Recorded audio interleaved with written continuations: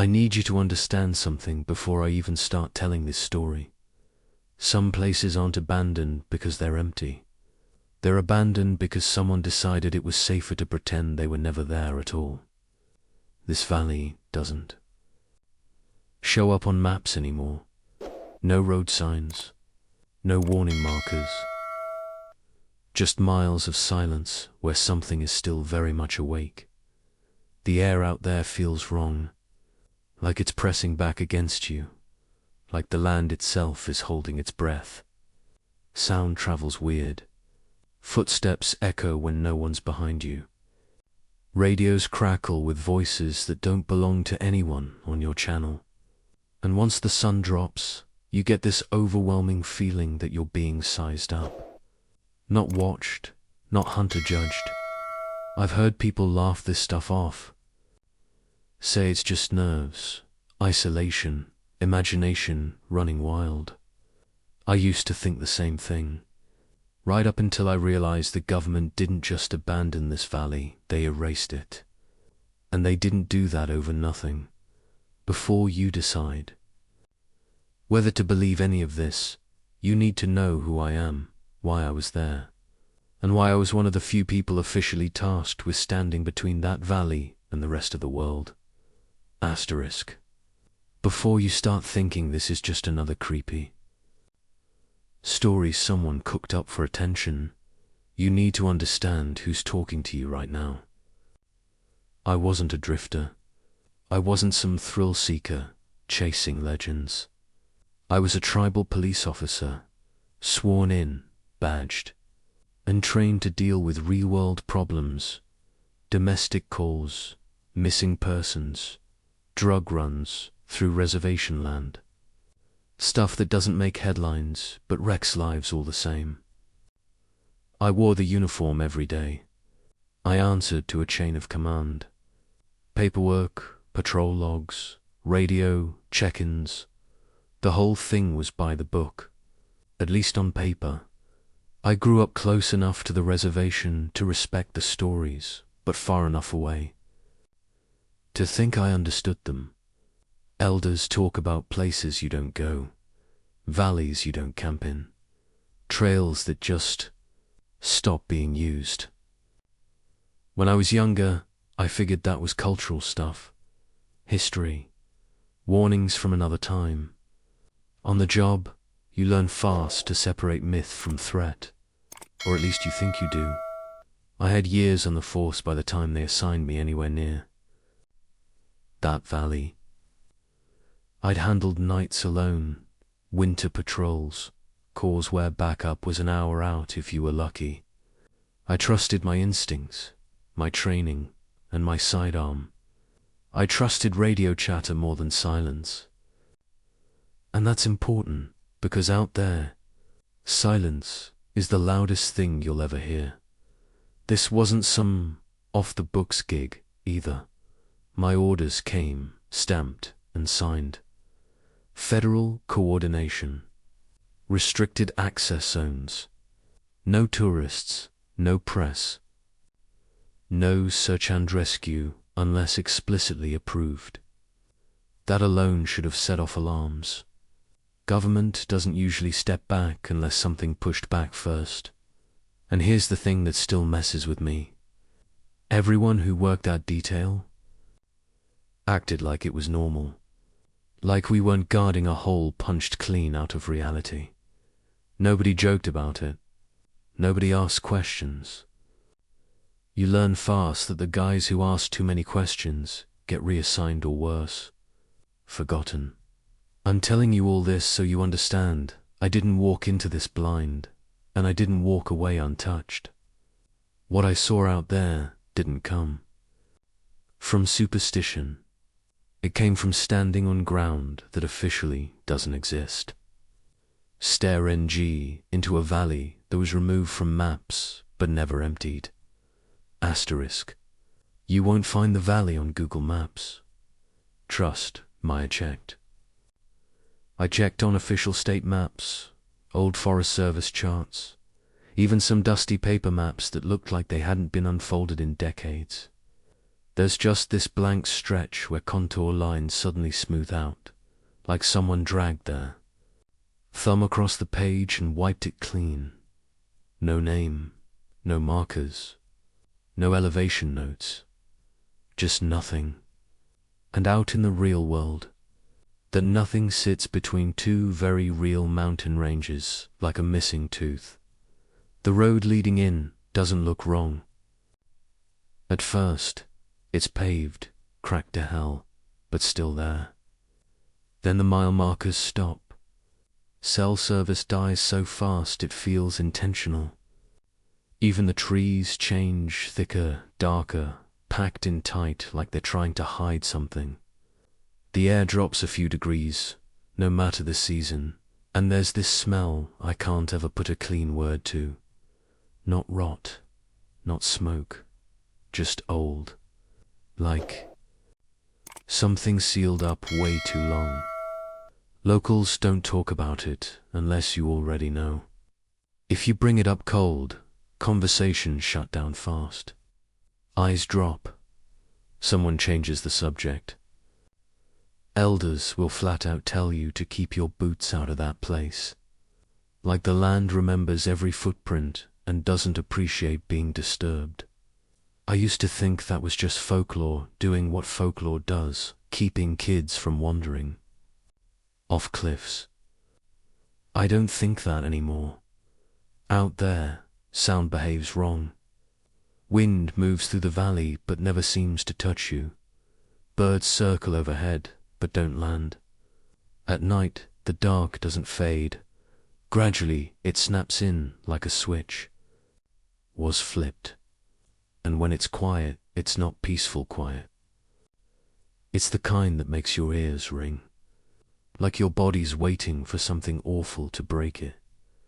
There are signs people lived there once. Old foundations half swallowed by dirt. Rusted fence posts going nowhere. A schoolhouse collapsed in. On itself, chalk still faint on the board if you shine a light just right. No graves, though. That's the part that still messes with me. Towns leave cemeteries behind. This place didn't. The first time I stood at the edge of that valley on duty, my radio crackled even though no one was talking. Just static and a low hum, like something breathing on the other end. I remember thinking, yeah, okay, now I get it. This wasn't a place people abandon. This was a place that was quietly cut loose. And that brings me to the part where it stopped being a mystery and started being an order the moment the government stepped in and made. Damn sure no one went looking too closely. Asterisk the order didn't come with sirens or a big announcement. No emergency broadcast. No press conference. It showed up the way the government likes to do things when they don't want questions quiet, official, and already decided. A sealed envelope, a short briefing. A couple of guys in plain clothes who didn't give last names and never quite met your eyes when they talked. They told us the valley was now a restricted zone. Environmental hazard, they said. Unstable land, potential contamination. The usual catch-all excuses they use when the real reason doesn't fit on a form. No civilians allowed past a certain point. No camping permits. No hiking trails. No drone flights. Search and rescue operations would require federal approval, and approval was unlikely. What really set my teeth on edge was what they didn't say. Nobody explained what kind of hazard wipes a place clean like that. Nobody mentioned cleanup crews. No warning signs went up. They just expected the world to forget the valley ever existed, like erasing it from memory was part of the containment. Plan.R patrol procedures changed overnight. We were told not to linger, not to investigate anomalies, not to document anything unusual. That word got used a lot. If you saw something that didn't make sense, you logged it as nothing. If your radio picked up interference, you blamed the terrain. If you felt like you were being watched, you kept that to yourself. The message was clear. Do your job, don't get curious, and definitely don't play hero. There was this moment during the briefing I'll never forget. One of the older officers asked a simple question. What happens if someone goes missing out there? The room went quiet. One of the federal guys finally said, then they were missing before they crossed the boundary. No joke, no hesitation. Like it was a line he'd already rehearsed. After that, people stopped asking questions. You could feel it shift. The jokes dried up. Night patrols got quieter. Guys who used to volunteer for overtime suddenly had reasons not to.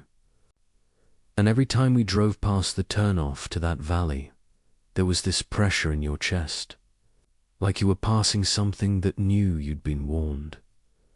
The scariest part wasn't the restriction, it was how normal it all became. How fast. We adjusted to pretending a whole piece of land didn't exist. Like deep down, some part of us understood that the rules weren't there to protect the public. They were there to protect us from what happens when those rules get broken. And sooner or later, rules like that always get broken. There's always rules when you're dealing with places like that rule's written. And then there are the ones nobody ever writes down but everyone knows. Out there, in that valley, those unspoken rules felt heavier than the badge I carried. It wasn't just about staying on the patrol routes or keeping clear of certain spots. It was about knowing where your presence wasn't just unwelcome, it was dangerous. We were told never to chase shadows, never to chase noises, never to follow any sign that screamed something's wrong. If your gut twisted, you shrugged it off. If your instincts screamed to run, you locked it down tighter. Because breaking those rules wasn't just a mistake. It was a fast track to becoming the next ghost story whispered on cold nights. There was one rule that everyone knew, but no one ever said out loud. Never, and I mean never, go into the deep. Part of the valley after dark. That place had a pull to it, like it was breathing and alive, watching to see if you dared cross the line. And if you did, well, you might not come back to Seymour at all. We couldn't report what we saw either. Any strange signs, strange sounds, weird lights, things that defied explanation had to be filed away as equipment malfunctions or animal noises. The government didn't want a paper trail of the weird or the impossible. They wanted silence. The pressure wasn't just external either. The guys I worked with were tight-lipped eyes, always scanning the edges like they expected something to jump out at any second. One night, a rookie disappeared after ignoring those unspoken rules. Number. Dramatic chase. No screams on the radio, just gone. No trace. Just a radio left behind with static and a last broken transmission that still haunts me. After that, the whole unit tightened up. We weren't cops anymore. We were keepers of a secret so dark that even talking about it felt like tempting fate. You learn to read the signs, not just in the valley, but in each other. The tired looks, the jittery hands, the way we all jumped at the slightest sound. But breaking the rules wasn't just about danger from outside forces. It was about what happened inside you. The valley had a way of messing with your head, pulling on your fears and doubts until you questioned what was real and what was in your mind. You had to be stronger than that, because if you weren't, the valley would own you, and that's when things really started to spiral. The first real incident that made all those unspoken rules scream at us like a siren. But before we get there, you need to understand what exactly was waiting for us in that valley, the thing we weren't supposed to see, let alone face. Asterisk, I still remember the night of the first real incident like it was yesterday. The kind of night that sinks into your bones and refuses to let go. It started like any other routine patrol, the usual static on the radio, the cold creeping in like it always does out there. But that night, something shifted, just enough to snap the tension tight. We got a call a hiker was missing. Sounds straightforward, right? Except the guy was supposed to be nowhere near the restricted part of the valley.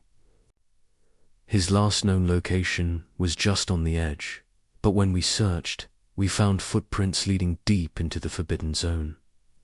That's when the whole unit's skin crawled. Because those tracks, they didn't look quite right. They were too perfect. No breaks, no scuffs, like someone was floating just above the ground. The pattern didn't match any known shoe or boot. We followed them, every step heavier with this sinking dread. And then, halfway through, they just stopped. No sign of the hiker anywhere. No broken brush, no calls for help, nothing. That's when the radios started acting up. Voices faint but clear, whispering in languages none of us recognized. Static hissing with a rhythm like a heartbeat. Some of the guys said they saw shadows move at the edge of their visual figures that vanished when you tried to look directly at them. We called it in, of course, but the response was cold, clinical. No reinforcements, no rescue teams sent in. Just orders to pull back and keep quiet. The higher-ups made it clear, if you can't see it, it's not real. If you don't talk about it, it didn't happen. The hiker was never found. His gear turned up weeks later on the valley's edge, untouched and eerily clean. No dirt, no damage, just his backpack, his boots, and a single, half-burnt map with a red X drawn right in the middle of that valley. That night changed everything. The valley went from being an off-limits mystery to something very much alive in our nightmares. It proved there was something inside, something that didn't care about laws or orders. Something that made sure no one wandered too far without paying a price. After that, the unspoken rules tightened even more. Patrols were shorter, talks were quieter, and everyone kept a little closer to the edge. We weren't just guarding land. Anymore, we were guarding ourselves from whatever called that valley home. But what exactly lives in that place? That question kept gnawing at me, burning through every restless night. And the answer?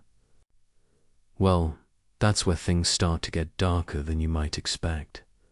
So, before I get into what's really out there, I want you to hear about the signs we all started seeing. The little things that told us we weren't alone, even when we thought we were. Asterisk, I wish I could give you a simple answer about what lives in that valley. Something you could put a name to, draw a picture of, or at least slap a label on. But it's not like that. What's in there is something that slips through. The cracks of understanding, part shadow, part silence, and something else altogether. It's like the valley breathes with a presence that isn't quite alive but isn't dead either. It's something older than anything I've ever seen or heard of in the Force. We never caught a clear look. You don't get clear looks out there. It's like it knows you're watching and refuses to give itself away. Sometimes we'd see movement out of the corner of our eyes, just a flicker, a distortion. Sometimes you'd hear something in the dark, low growls, whispers, or sounds that reminded you of a breath held just too long. The valley has this way of warping the senses, messing with your head, making you question what's real.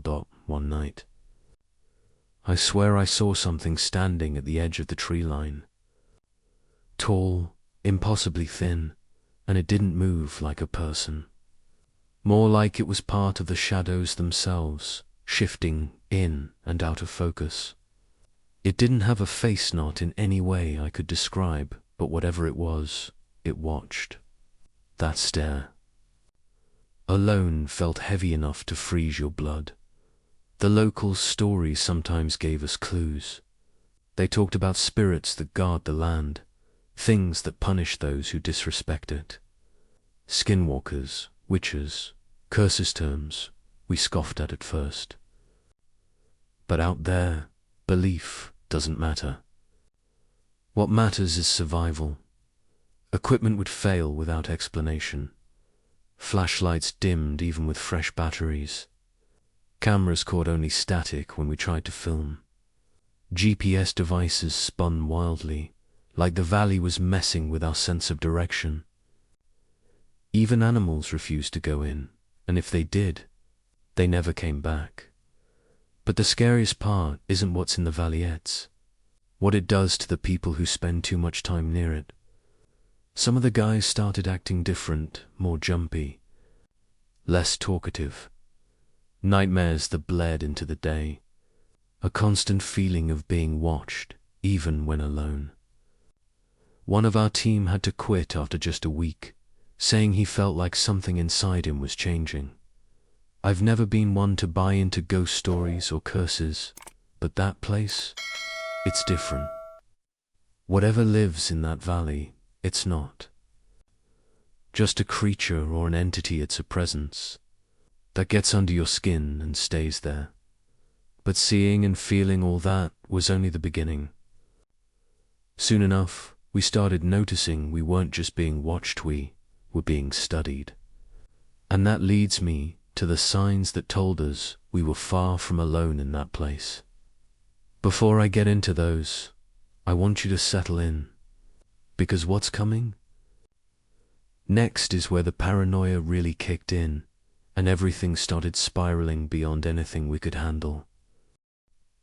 Out there, the feeling of being watched wasn't some spooky idea we joked about around the fire. It was as real as the cold biting at your face. It started small. Weird noises that didn't belong to any animal we knew. Footsteps crunching just outside the perimeter when everyone was accounted for. Shadows that flickered and danced just beyond the tree line, disappearing the second you looked straight at them. You learn quick to trust your gut when you're out there, and mine was screaming all the time. Radios would catch static bursts that sounded like whisper soft, almost like someone was trying to talk, but couldn't quite get the words out. Sometimes you'd catch a glimpse of eyes, reflecting in the dark like the valley itself was alive and watching us. But when you blinked or turned your head, they were gone. It was like something was playing with us, testing us. One of the guys on the team swore he felt breath on his neck while he was standing guard, but when he spun around, nothing was there.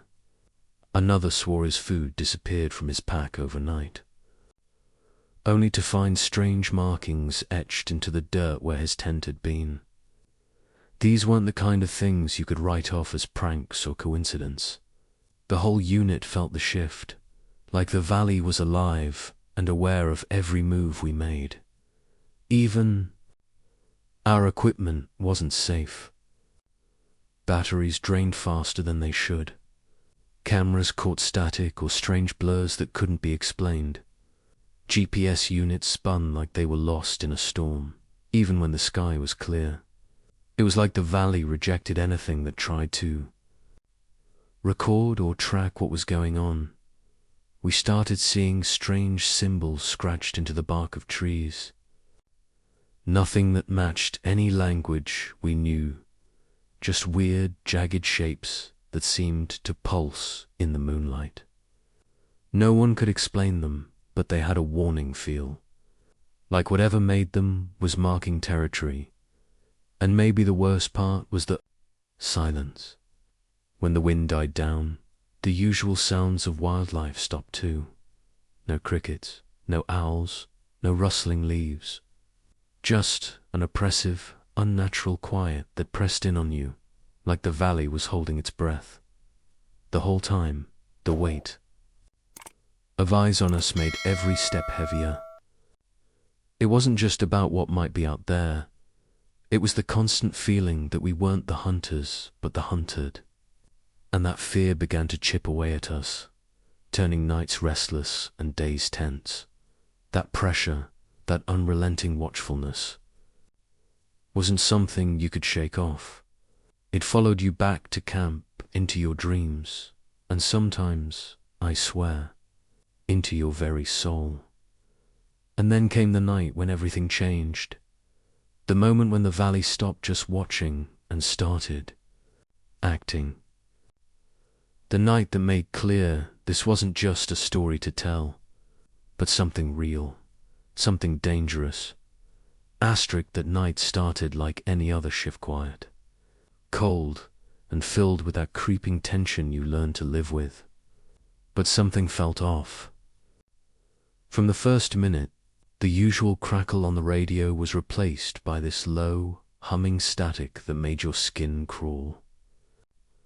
The valley felt alive in a way that went beyond the usual eerie vibe. Was like it was breathing, pulsing, waiting. We were patrolling the perimeter when it happened. One of the younger guys, Dan, radioed in, saying he thought he saw movement near the old schoolhouse ruins.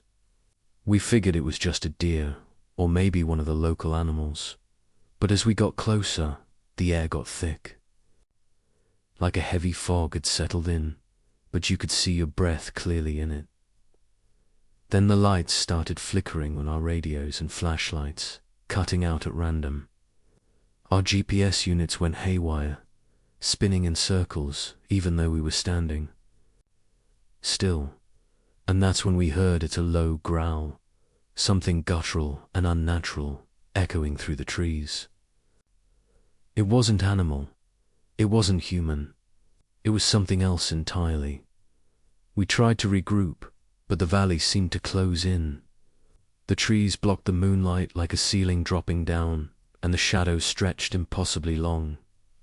The air turned bitter cold, and every step we took felt heavier, like the ground was pulling us down. Then the screams started. Not from no one was hurt yet, but from somewhere deeper in the valley.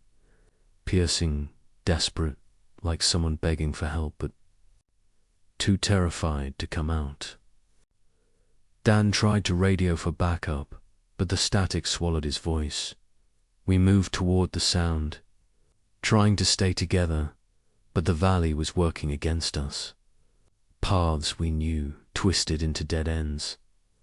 Trees seemed to shift positions when we weren't looking.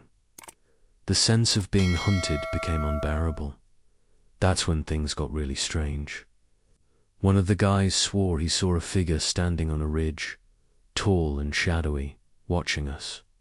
When we turned, it vanished. No disturbance. Just gone. By the time we finally made it back to the perimeter, half the team was shaken beyond belief. Dan was missing. We searched for days, but all we found was his radio, cracked and silent, near the edge of the forbidden zone. No sign of him anywhere else. After that, the government doubled down on restrictions. Patrols were cut back, and anyone who asked questions was quietly reassigned. That night changed everything. It wasn't just a bad call anymore. It was proof that the valley held something beyond human understanding, dangerous enough to erase an entire place from the map and silence those who tried to expose it. What happened to Dan? What exactly is out there? Those questions have no easy answers. But what I can tell you is this. Once the valley decides it wants you, there's no running, no hiding, and no coming back the same. Asterisk after Dan disappeared, things went from bad to downright suspicious.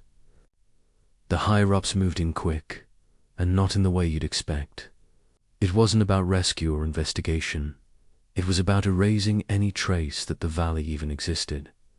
The kind of cover-up that doesn't leave fingerprints, just a blank space. Where the truth used to be, dot maps were pulled. Satellite images scrubbed clean. Records classified and locked away tighter than Fort Knox. Any mention of the valley vanished from official channels like it never existed. Even locals who remembered it were pressured into silence. No one wanted to risk poking the hornets. Ness, we got orders, strict ones, to keep quiet, to never talk about what happened, and to deny any unusual activity if questioned. The message was clear. The valley was off limits, off the record, and off everyone's mind. It was as if the whole thing was a bad dream the government was desperate to forget. Rumors floated around, of course. Whispers of secret agencies rolling through in black SUVs, hauling away equipment and evidence in the dead of night. Stories about what really happened to Dan and others who got too close. But none of that ever made it to the public, and no one on the force was allowed to confirm or deny.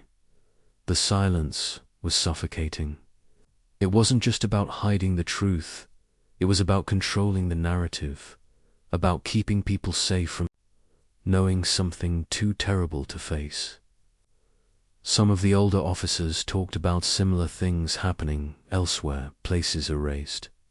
People disappeared, and stories buried under layers of secrecy. But even with all the hush-hush, the fear never left us. The valley's shadows stretched far beyond its borders. The government might have tried to wipe it away, but it didn't work. Not really. The memories, the nightmares, the strange occurrences, they stayed with us, gnawing at the edges of sanity.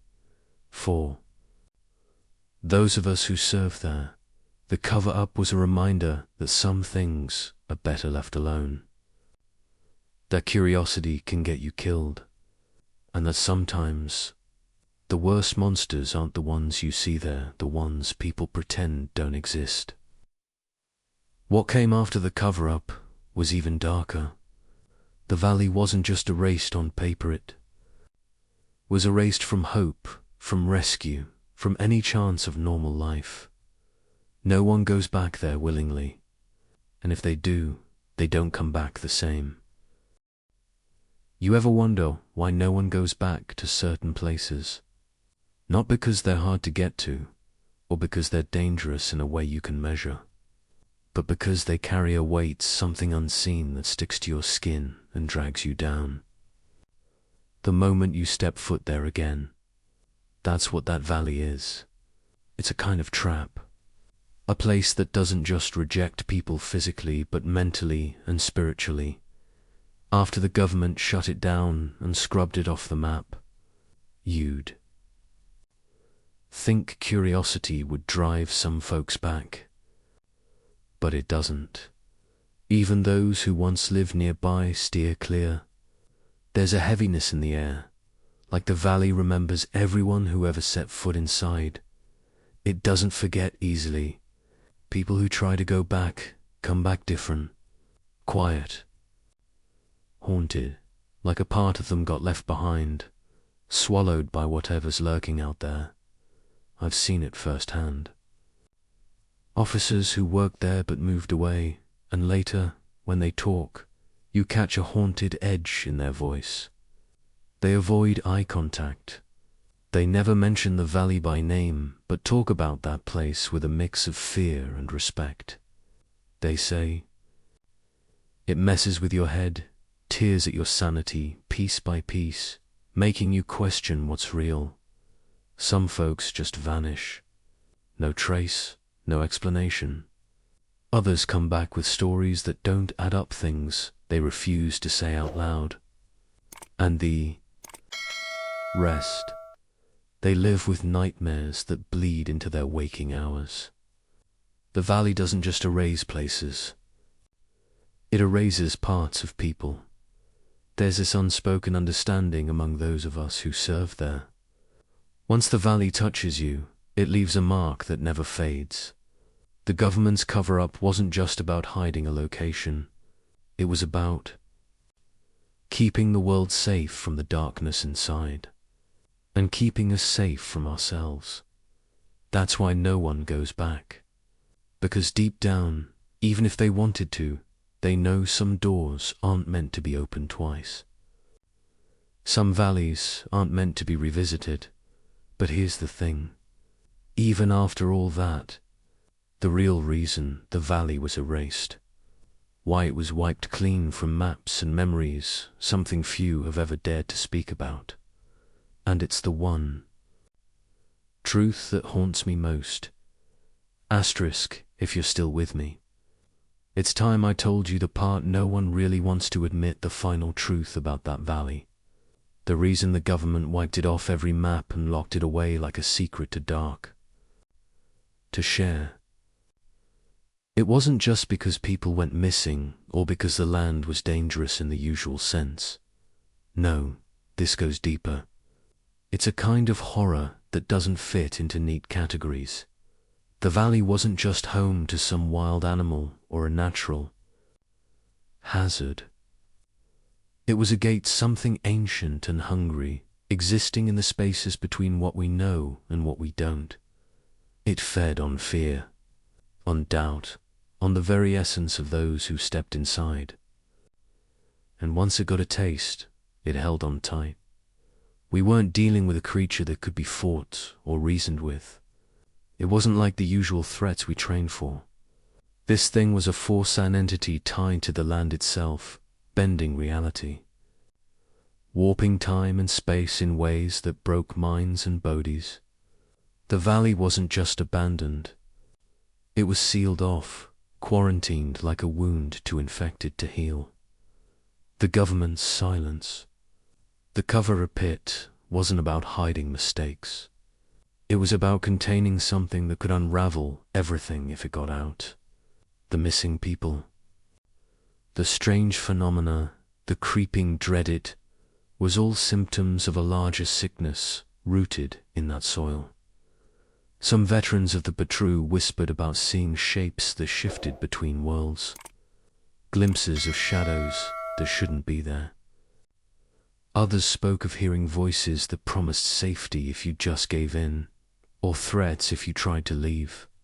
It's the kind of psychological warfare you can't fight with bullets or badges. I saw it take one of my own, Dan. And when you see someone you respect change like that, when their eyes lose the light and their voice becomes a hollow echo, you understand why nobody returns.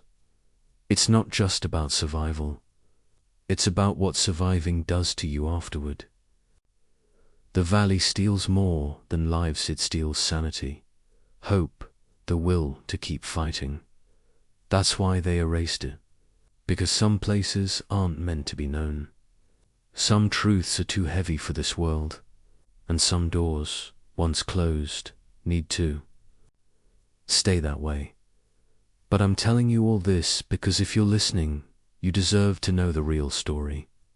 Not the lies, not the censored reports, but the raw, ugly truth that haunts every shadow of that lost valley. And with that truth comes a warning. A warning I hope you take seriously. Because the valley doesn't just want to be forgotten, it wants to be left alone. Next, I want to leave you with a final message. Something to keep with you when you turn off this video and go about your day. Because some stories don't end. When the lights come back on, asterisk, there's something about stories like this that sticks with you. Long after the screen goes dark and the room falls silent, if there's one thing I want you to take away, it's this. Some places, some secrets, are better left alone. That valley wasn't just erased because it was dangerous. It was a race because what lived there was beyond anything we could handle or explain. So if you ever hear whispers about lost valleys, forbidden lands, or places the government wants to keep under wraps, remember, curiosity can be deadly, and sometimes the best move is to listen to the warnings, whether they come from men like me, or the silence that follows those who dared to look too close. Stay safe out there, and keep your eyes open. You never know what's watching back.